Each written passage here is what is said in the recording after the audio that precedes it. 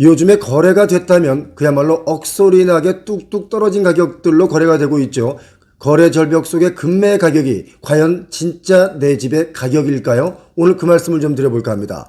최근에 집값이 하락하면서 하락하니까 좋아진다 라고 말하면서도 정작 집을 사는 분들의 숫자는 아주 미미합니다. 왜 그럴까요? 그리고 또 최근 떨어진 집값을 생각하면 억울해서 심장이 덜컥 내려앉아서 잠이 안 온다, 이렇게 말하시는 분도 계시죠. 이런 분들의 대다수는 2020년과 2021년 최고가의 집을 구매하신 분들이겠죠.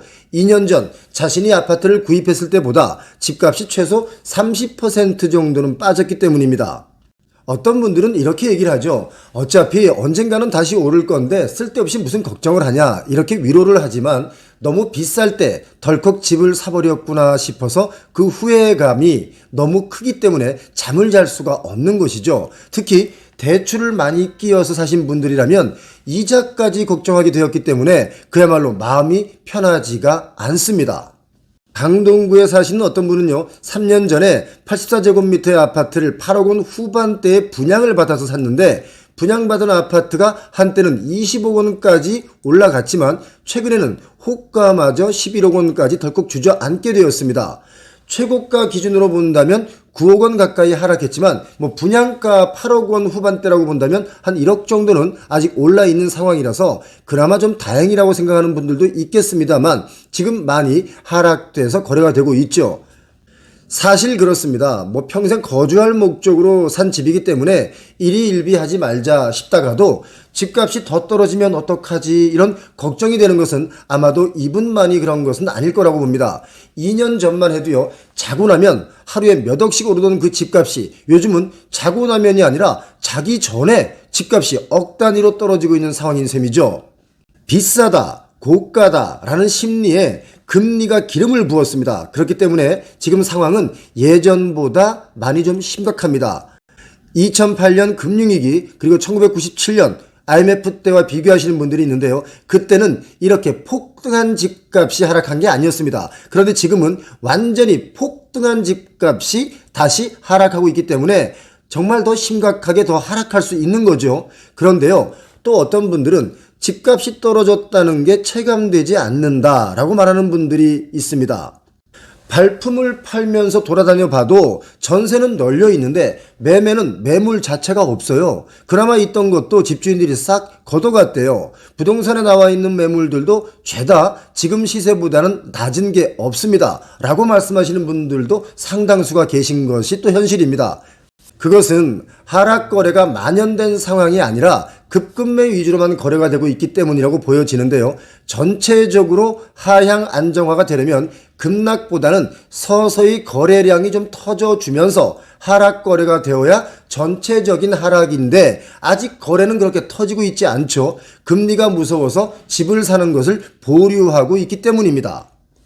그렇기 때문에 지금 부동산 가격, 특히 아파트 가격이 폭락했다, 하락했다 라고 단언하는 것도 상당히 좀 어렵습니다. 문제는 시세를 반영해야 할 현재의 부동산 시장 거래량이 연평균 거래량의 절반도 되지 않는다는 점이죠.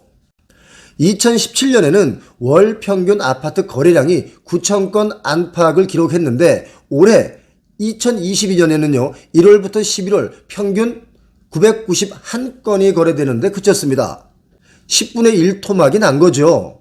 이런 이유로 부동산이 지금 폭락했다, 큰 폭으로 하락했다 라고 단언하는 것도 상당히 어렵습니다. 지표 산출의 근거 중에 하나인 실거래 표본이 10분의 1 수준으로 완전히 줄어든 셈이기 때문에, 그러니까 100건이 거래되던 시장에서 산출하던 지수를 현재는 10건만 놓고 산출해야 된다 이 말이죠. 그렇다면 수억 원씩 하락 거래된 가격을 해당 단지의 전체 시세로 볼 수 있을까요? 여러분 생각은 어떻습니까? 저는 아니라고 봅니다.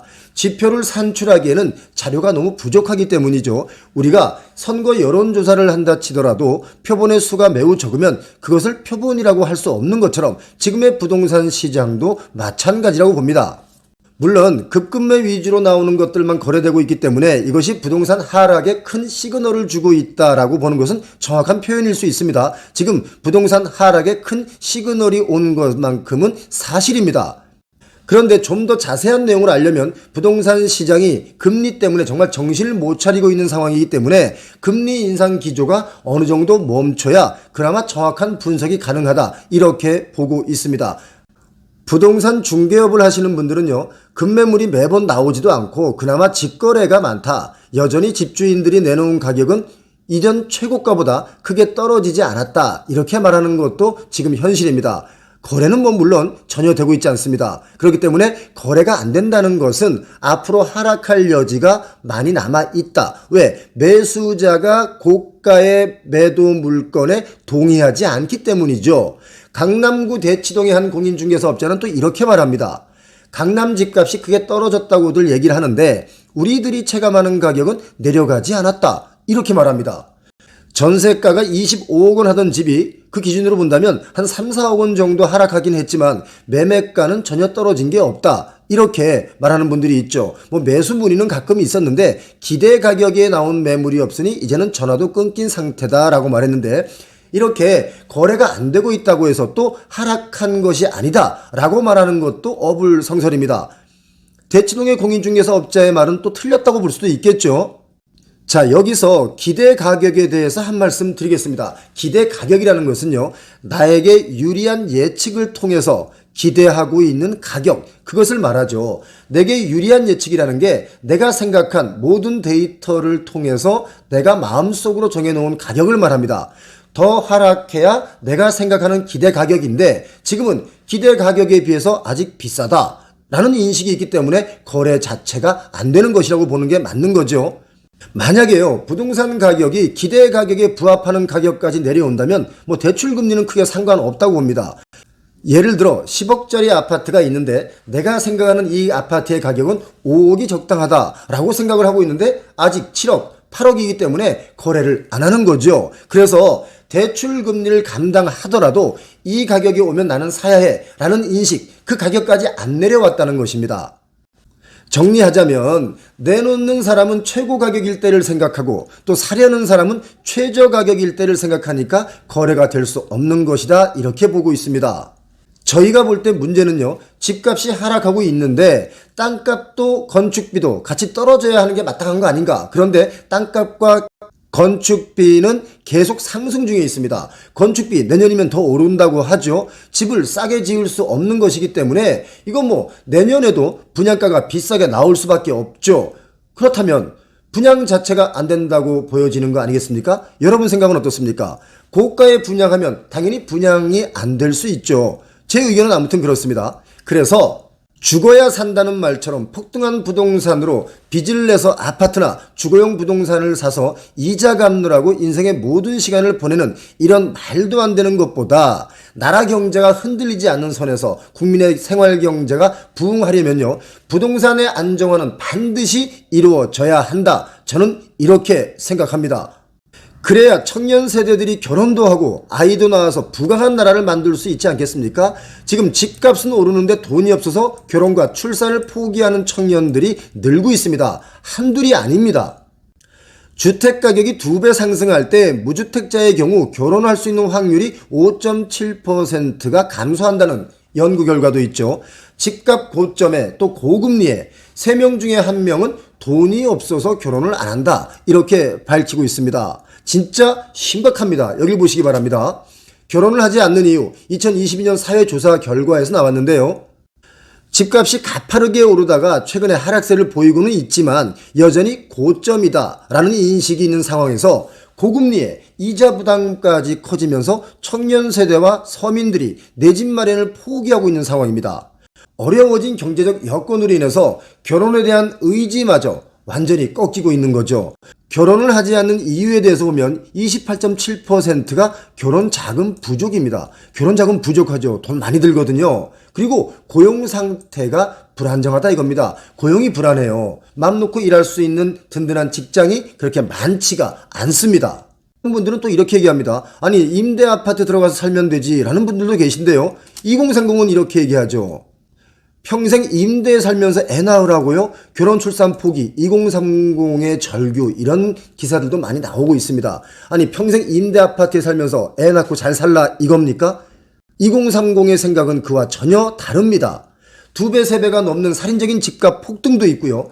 고물가 속에서 월급만 제자리 걸음이기 때문에 삶의 질은 점점 더 악화되고 있는 것이 우리의 솔직한 현실이죠.